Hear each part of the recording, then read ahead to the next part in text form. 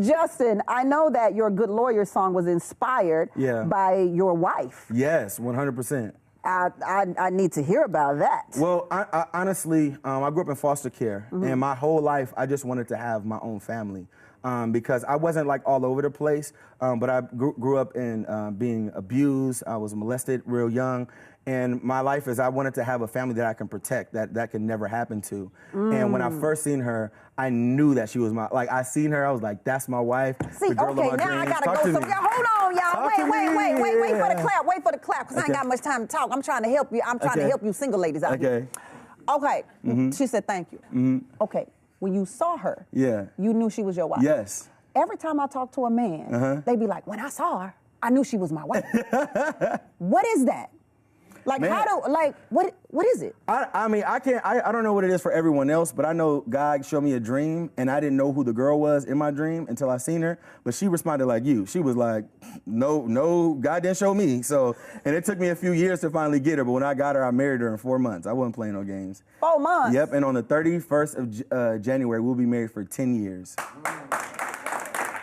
Okay, you know, I had to get her. But now I ain't being messy, but I had heard that the song was more about the struggle that you had in your marriage. Yeah. I always like to know about people's struggles and how they overcame that struggle, because that's where the lessons are learned. Yeah. So what was the struggle? The struggle was I idolized marriage. I had this identity of like making things look perfect and not really being good. Ooh. Because I tried my best to make it look great so I can prove to those who said it wouldn't last that it would last. So like, what are some things you did to make it look great? Try to take the best picture for Instagram, try to say all the right things, try to look all the right ways in front of people. You mean publicly? Yes, for sure. And what was going on privately? Hell. And so I was bad with money. I mean, I would be trying to get the brand new pair of shoes when that's all the money I got. I was getting paid, and so the little money I was getting from the church I was, hired at, I would just spend it on my own thing. I went on tour and spent all the money, and they came back and was like, "Hey, you love me, right? And we supposed to be together." And that caused a lot of friction in my marriage. And I'm so grateful that I was able to learn from all of that hell, because that was the most important part. And I had family around me that was like, "Jay, if you don't get it, you're gonna lose everything." Well, I'm so happy she stayed with you, because you start messing with my money. I'm you ain't got no money. Hell with the tour. Right, that part. Like, I got all kind of questions. You know what I'm saying? Like, it ain't even about the money no more. It's about who you on the tour with. Who you spending the money. Like, right. I can't go there. No, but what's interesting is when we hear stories like that, we hear it from secular artists, from R&B artists, from hip-hop artists, but we don't hear about that from gospel artists. And gospel artists fall prey to the same lustful sins of the world as everybody else does. Same exact thing. So for you to be so transparent about that is it's amazing. Yeah, another big killer in my marriage was actually masturbation. You know what I'm saying? And now you are gonna tell me something wrong with masturbation. No, but you gotta chill. You gotta chill. Why y'all book him on my show? I didn't even think my show was supposed to be about gospel. I'm sorry. Oh, damn, James.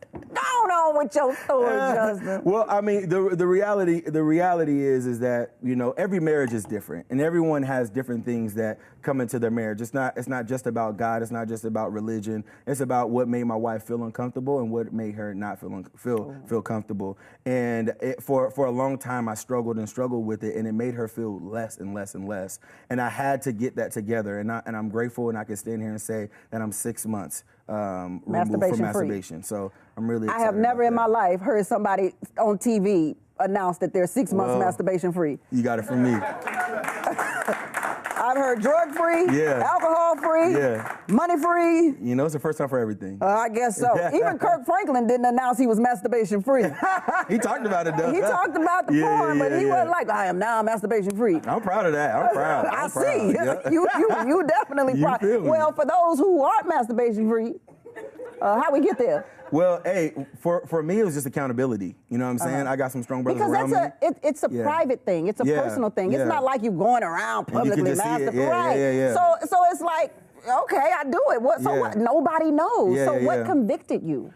My wife and God, like honestly, and I remember talking to my brother. I had to be super honest, and because I always try to be candid as much as possible.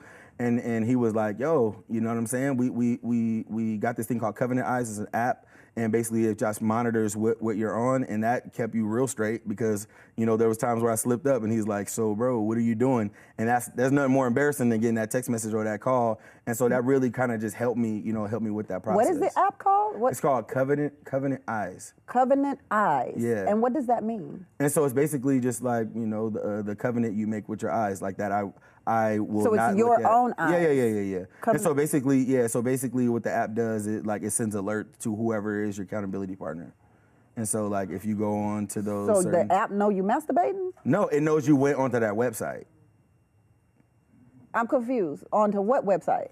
To a porn website. Oh, yeah. So wait, is it connected to? Yeah, so basically it's, the app sees when you're going on Rated R or XXX websites, and it'll send an alert. Even Get if you're, out of here. Yeah. Ooh. Covenant Eyes. Covenant Eyes, yeah. And was it created? Do you know who created that? I have no clue, but praise God for them to save my marriage. All right now. Yeah, all right now. Praise Shout God. out to my brother Taylor, for real. Shout out Taylor. Uh-huh. So, I was gonna say, musically, you had to have had some disappointments in terms of the road to getting it right. Yeah. I mean, big time. But I always tried to, I never wanted to be a fake church man, because I've seen it my whole life, especially growing up in front of people I was a double drug baby. My mom was on drugs, and then my adopted mom drugged me to church. So I just had it, you know what I mean? I was just, and so I did my best, you know what I'm saying, to not be the version of go on church and then you put on your smile. I wanted to really be good, in the inside. I didn't want to just go in front of people and be, so that's why I always try to be transparent. So let's do a reenactment. Okay, because you say, Tylan, you told me, you sing to the ladies in the school and you the ladies man. So pretend like I'm 16 and you sing it to me. Okay. Like what you singing? Okay. Hey Tylan! So first, I like your waves and your hair. Ooh, and that jacket is tight. Where you get that? Forever 21 for men? of course, you already know. Oh, wait, before I even get into my improv, everybody know that you gotta make the light skin face off the break. Everybody, you gotta squint your eyes a little bit. You gotta lick the lip. You gotta do all of that. When you macking, that's what you have to do. You have to squint your eyes. You got squint just a little bit, lick not your too lip. much. Okay. There's a certain a percentage of squint. See, this it right here. Hey, close up. Close up on him. That's it right there. Oh, but you also got to do this. A little bit, just a little bit. But what you rapping? You don't have no goatee. Hey, it's coming in. It's coming in. So what you singing to her? Well, right now I'm singing one of my songs. Okay. Because everybody say I'm a heartbreaker. So this one of my new songs coming soon. It's called It's All True. So I hit it with something like this. I'd be lying if I said I wanted more. I'm still defining who I am, cause I'm not sure. Y'all can feel free to clap. Okay. Go ahead. It's not my ears, let me explain what I'm here for. Hey, because I got ways about me and feelings that I can't ignore. You may not understand it now, or I won't stay and work it out.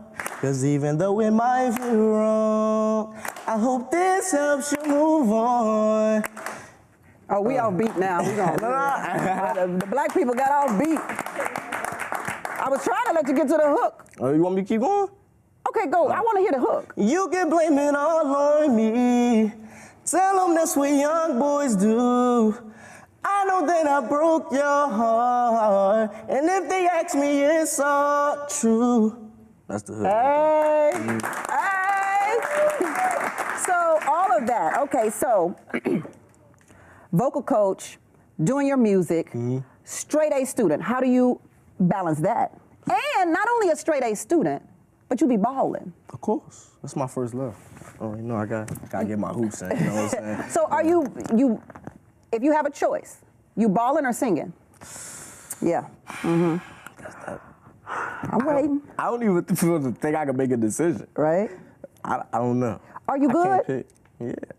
Last year, I feel like was probably my best season. I was averaging 17 points and 7 assists. We won 2 championships. We could have won 3, but that last.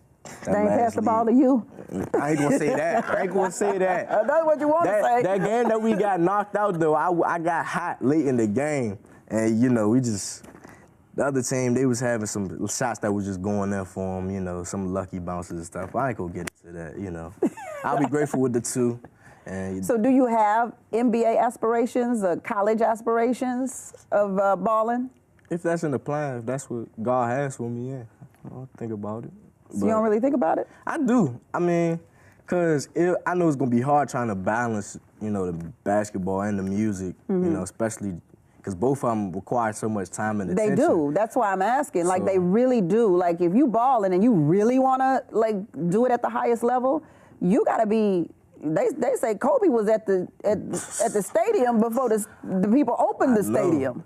So. And if that's the kind of level you're working at, and then, you know, they say Michael Jackson was at the stadium before the stadium opened. So if you're trying to be at the top of your game, yeah. I feel like if I had to pick right now, I'd probably say singer, to be singing. But okay. I don't know. Basketball is my first love, so some days I may wake up and say I want to be a basketball player. Next day I may say I just want to stick to singing. So, well, the good thing about it is we live in a time where you can kind of do it all. Yeah. Yeah. So that's the best part. So I look forward to seeing you on the court and on the stage. Y'all give it up. They're like, oh, you know. But you're not only a violinist, musician, but you also dance and you're an actor as well. Yeah. When I saw that you had worked with the great Kenny Leon, I'm like, Kenny, I met Kenny Leon one time in passing at an NAACP award, theater award ceremony. And I thought, oh, I so want to give him my tape so he can put, you know, so I can audition for him to get on Broadway. He is the man. How is it to work with someone who, with a brother who's doing Broadway stage productions? I will give you this. My time in Atlanta, with my time in Atlanta, I was blessed to run into and get a chance to work with a ton of individuals. So Kenny was one. Charles Randolph Wright. Charles Randolph Wright from, I guess, Broadway, James Brown's original cast. So that period for me was just sharpening. So getting the chance to take my natural and raw skills with acting and performing. And I don't have an agent at the time, but I'm getting tossed into rooms and auditions and how are you getting tossed into rooms and auditions with people of this caliber without an agent? It's community, and I've been blessed enough to have a hell of a community who, you know, I don't know any other way to say it than they're just demonstrating their love and their support, and we all just kind of want to build each other up. So wherever I've been in my journey. Give me an example. Like I want to know specifics. Like give me one time that you ended up in a stage production and how you got there. All right, I'll give you an example. So with working as an understudy with Charles Randolph Wright, and also B.B. Winans with that whole show. The B.B. Winans, the musical about his life? Yeah. I had a friend at the time, Brittany, if you're watching this, I love you and I appreciate you. But hey, Brittany. Yeah, Brittany Horton. I mean, I remember I'm in school at the time, it's my senior year, and literally gave me a call just out the blue. So Brittany called you? Brittany calls me. Now, were you acting in the Okay, so you had already been doing stuff. Yeah, right. Still doing other shows and plays, whether that's in school or around the city. But Brittany calls me, she's like, hey, we got an audition going on right now. You know, I'm working with this show. I just want you to come in and, you know, see if you can audition for the part. And I come in, and I'm like, who is it for? She wouldn't tell me who it's for. So I walk into the room, and lo and behold, there's B.B. Winans and Charles Randolph Wright, and I'm just like, whoa. Okay. So, yeah, but people like her. So what did you do in the room? I had to sing, I had to act. Did they give you a script, or what did you sing? I mean, they give you sides. Like, did you sing a B.B. Winans song? What did I sing? I feel like I sang something by the Winans, and then I feel like I did you look like B.B. Winans. I ain't messing with you. You look like, am I lying? You look like I ain't BB. messing with you today. Who did you play? Did you play B.B.? I was playing, I think, Young Marvin and Carvin, I want to say, from the Winans group. So, yeah, I mean, an amazing experience for me as a young, budding creative in Atlanta. Yeah. But like I said, man, getting put into those positions, into those rooms, I just have a really amazing community of people who all of us are actively like, if we're getting a chance to do something, all right, pulling people along. Let's go. What are you trying to do? That's it. cool, all right, I'm working this arena here. Look, I'm gonna put you in position, I'll get you connected. That's all how right? I go. Yo, I got an opening for this background position. Cool, we going to this place. Are you open? All right, let's go. Let's rock and roll. So tell me about your music real quick before I get a chance to hear it. So I am a singer, songwriter, producer. I have a production company called Signature, LLC. We are arranging, we're writing, we're full service. So from conception of the music, shout out to my partner, Jack, in Atlanta right now, but from conception of music to putting it out, to licensing, to, sync, like we're working with every stage of the musical process. So I get a chance to create a lot of cool tunes with my friends and with work with a lot of great people too. Yeah, some stuff. Can you name drop? Nah, I mean, name drop. I can't. Yeah, come on. I'll tell you this, because there's some things that are still like in the works, but I can tell you one of my biggest dreams was to get like music into like TV licensing and sync, right?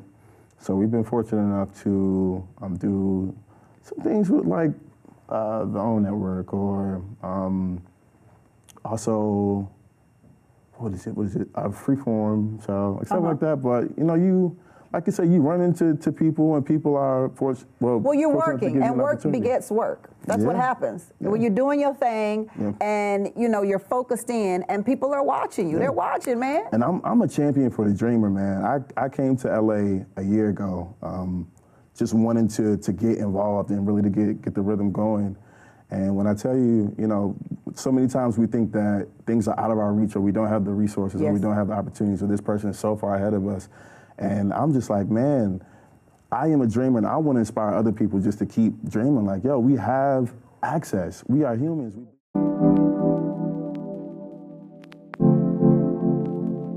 Yeah.